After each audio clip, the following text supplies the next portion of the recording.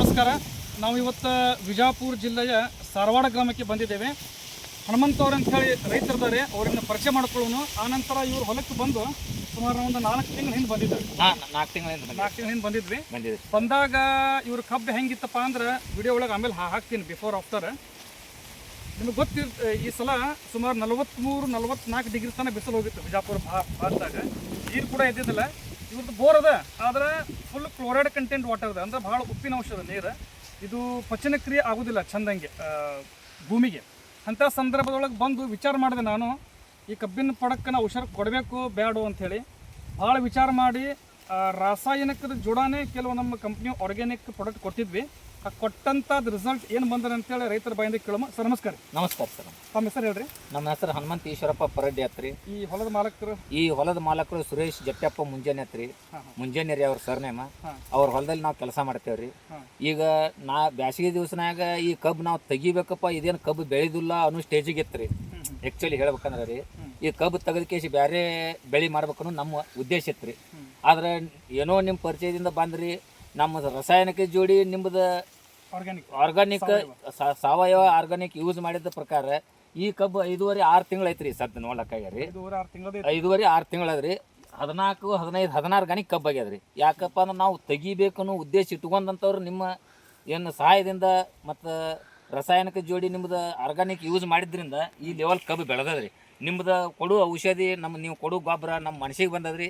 ನಿಮ್ಮ ಕೊಟ್ಟದ ಔಷಧ ಗೊಬ್ಬರದಿಂದ ಈ ಲೆವೆಲ್ಗೆ ಬೆಳೆ ಬಂದದ್ರಿ. ನಮ್ಮ ಮತ್ತು ಮೇಲಾಗಿ ಇನ್ನೊಂದು ಏನ್ರಿ, ನಮ್ಮ ಊರು ಭೂಮಿ ನೀರನ್ನು ಉಪ್ಪಿನ ಅಂಶ ಅದ್ರಿ.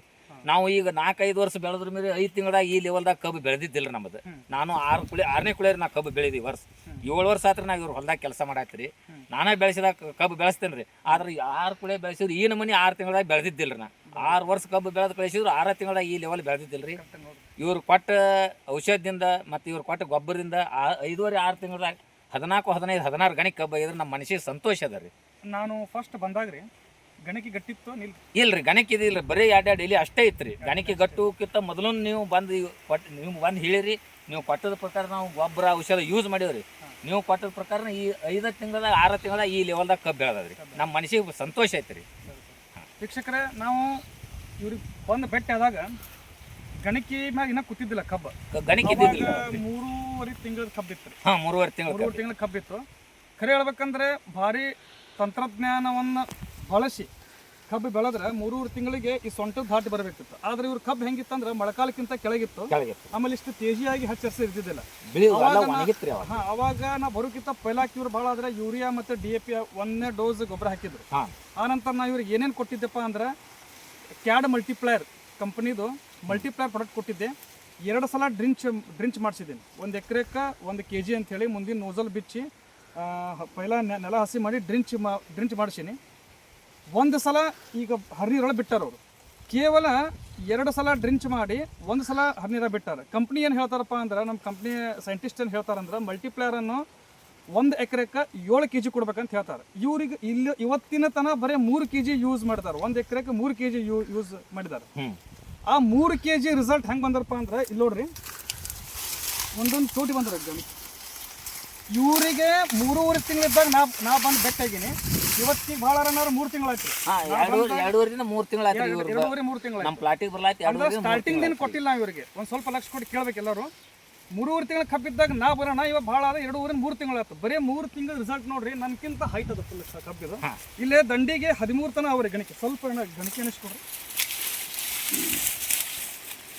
1 ರೀ ಸರ್, 2 ರೀ, 3 ರೀ, 4 ರೀ, 5 ರೀ, 6 ರೀ, 7 ರೀ, 8 ರೀ, 9 ರೀ, 10 ರೀ, 11,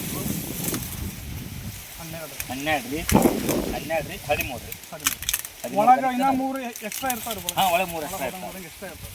ವಿಚಾರ ಮಾಡ್ರಿ, ಫಸ್ಟಿಗೆ ಸ್ಟಾರ್ಟಿಗೆ 13 ಗಣಿಕೆ ಅದ್ರಿ. 3 ತಿಂಗಳು ಆದ ತಕ್ಷಣ ನಾ ಬಂದೀನಿ. ಬರೀ 3 ತಿಂಗಳ ರಿಸಲ್ಟ್. ನಾನು ನಮ್ಮ ಕಂಪ್ನಿ ಮೀಟಿಂಗ್ ಒಳಗೂ ಹೇಳಿದ್ದೆ. ಒಬ್ಬರು ರೈತರಿದ್ರು, ಭಾಳ ಮನ ನೊಂದಿದ್ರು, ಕಬ್ಬನ್ನೇ ತೆಗಿಬೇಕಂತ ಹೇಳಿ ವಿಚಾರ ಮಾಡಿದ್ರು, ಅಥವಾ ಅಷ್ಟಕ್ಕೆ ಬಿಡಬೇಕಂತ ವಿಚಾರ ಮಾಡಿದ್ರಿ ಅಂತ ಹೇಳಿ. ಆ ರೈತರು ಯಾರೂ ಅಲ್ಲ, ಇವರೇ ಅವರು. ಮೊನ್ನೆ ಮೀಟಿಂಗ್ ಒಳಗೆ ಮಾತಾಡಿದ್ರು ಸರ್ ಇದ್ರ ಬಗ್ಗೆ. ಅದಕ್ಕೆ ನಾ ಎಲ್ಲ ರೈತರು ಬಂದ್ರೆ ಏನು ಹೇಳ್ತೀನಪ್ಪ ಅಂದ್ರೆ, ಸಾವಯವ ತಂದ್ರೆ ಕೆಲವು ರೈತರು ಮಾಡ್ಸೋದು ಹೆಂಗದ, ಭಾಳ ಸ್ಲೋ ರಿಸಲ್ಟ್ ಬರ್ತದೆ, ಇಳುವರಿ ಬರಂಗಿಲ್ಲ ಅಂತದ. ನಾ ಇವತ್ತು ನಿಮಗೆ ಗ್ಯಾರಂಟಿ ಕೊಡ್ತೀನಿ. ನಮ್ಮ ಮಲ್ಟಿಪ್ಲೇಯರ್ ಕಂಪ್ನಿದು ಪ್ರಾಡಕ್ಟನ್ನು ಎಕರೆಕ್ಕೆ 7 kg ಯೂಸ್ ಮಾಡಬೇಕು. ಪ್ರತಿ ತಿಂಗಳ 1 kg ಹಾಕಬೇಕು. ಮೊದಲ 2 ಡ್ರಿಂಚ್ ಮಾಡಬೇಕು. ಆ ನಂತರ 4 ರಿಂದ 5 kg ಪ್ರತಿ ತಿಂಗಳ ಹನಿರೊಳಗೆ ಬಿಡಬೇಕು. ಇದು ಬಿಟ್ಟಿದ್ದ ರಿಸಲ್ಟ್ ಇದು ಅದ. ಆ ನಂತರ ಎರಡನೇದ್ದು ಇವರಿಗೆ ಪ್ರೋ ಆಗ್ರೋ ಬಯೋಟೆಕ್ ಕಂಪನಿಯ ಡಾಕ್ಟರ್ ಬೂಮ್ ಕೂಡ ಕೊಟ್ಟಿದ್ದೆ. ಅದು ಹಾಕಿ ಈಗ ಒಂದು 15 ದಿವಸ ಆಯ್ತು. 15 ದಿವಸ ಅದ್ರ ಒಳಗಡೆ 36 ಕಂಟೆಂಟ್ ಅವ್ರಿ. ಟ್ರೈಕೋಡರ್ಮಾ, ಸೋಡೋಮೋನಾಸ್, ಕರಂಜ, ನೀಮ, ಮಸಲೆಬಸಸ್, mobilising bacteria, KSB, PMB, ZMB ಅದ ರೀ. ಹುಳುಗಿನ ಹಿಂಡಿ ಪೌಡರ್, ಬೇವಿನ ಹಿಂಡಿ ಪೌಡರ್, ಚಂಡುವಿನ ಪೌಡರ್, ತಂಬಾಕರ ಪೌಡರ್ ಮತ್ತು ಫಿಶ್ ಬೋನ್ ಪೌಡರ್ ಅದ ರೀ. ಕಾರ್ಬನ್ ಕಂಟೆಂಟ್ ಅದ, ಆಮೇಲೆ ನೈಟ್ರೋಜನ್ ಕಂಟೆಂಟ್ ಅದ. ಹಿಂಗೆ ಹೇರಳ ಪ್ರಮಾಣವಾಗಿ ಅದು ಕೂಡ 40 kg ಬ್ಯಾಗ್ಗಳು ಸಿಗ್ತಾರೆ. ಅದು ಹಾಕಿ ಈಗ ಅವರು 15 ದಿವಸ 15 ದಿವಸ ಆಯ್ತು. 15 ದಿವಸ ಅದ್ರ ಜೋಡ ಇವ್ರಿಗೆ ಸ್ವಲ್ಪ ನಾ ಇವ್ರಿಗೆ ರಾಸಾಯನಿಕ ಅಡ್ವೈಸ್ ಮಾಡಿದ್ದೆ. 1 ಚೀಲ ಯೂರಿಯಾ, 1 ಚೀಲ DAP, ಒಂದು ಮಲ್ಟಿಪ್ಲೆಕ್ಸ್ ಕಂಪ್ನಿದು ಪೊಟ್ಯಾಶ್ ಅಂತ ಹೇಳಿ ಇವೆಲ್ಲ ಹಾಕಿದ್ರಿಂದ ಅದು ಇನ್ನ ಈಗ ತಗೋತಿತ್ತು ಸರ್. ಇನ್ನ 2-3 ತಿಂಗಳಾಗ ಅದು ಬಹಳಷ್ಟು ಬರ್ತದೆ. ಆಮೇಲೆ ಇನ್ನ ಇದಕ್ಕೆ 4 kg ಎಕರೆಗೆ 4 kg ಮಲ್ಟಿಪ್ಲೈಯರ್ ಬಳಸೋದು ಬಾಕಿ ಅದ. ಇವತ್ತಿನ ನಾನು 5-6 ತಿಂಗಳು ವಿಡಿಯೋ ಮಾಡೀನಿ. ಮತ್ತೆ ಇನ್ನೊಂದು 2 ತಿಂಗಳು ಬಿಟ್ಟು ವಿಡಿಯೋ ಮಾಡ್ತೀನಿ ಅಂತ ರೈತರು ಖುಷಿ ಇದ್ದಾರೆ. ಖುಷಿ ಸಂತೋಷ. ಎಲ್ಲಾ ರೈತರಿಗೂ ಒಂದು ಮನವಿ ಮಾಡ್ತೀನಿ, ರಾಸಾಯನಿಕ ವಿರೋಧಿಗಳ ನಾವಲ್ಲ, ಆದ್ರೆ ರಾಸಾಯನಿಕ ಎಷ್ಟು ಬಳಕೆ ಮಾಡಬೇಕು ಅಷ್ಟೇ ಬಳಕೆ ಮಾಡಬೇಕು. ರಾಸಾಯನಿಕ ಜೋಡ ನಮ್ಮ ಕೂಡ ಕೈ ಕೂಡಿಸಿ ನಮ್ಮ ಆರ್ಗ್ಯಾನಿಕ್ ಪ್ರಾಡಕ್ಟ್ ಬಳಕೆ ಮಾಡ್ರಿ. ನಿಮ್ಮ ಇಳುವರಿ ಒಳಗೆ ಹೆಚ್ಚಿಗೆ ನೀವು ಪಡೆದುಕೊಳ್ಳಿ. ಧನ್ಯವಾದ, ನಮಸ್ಕಾರ.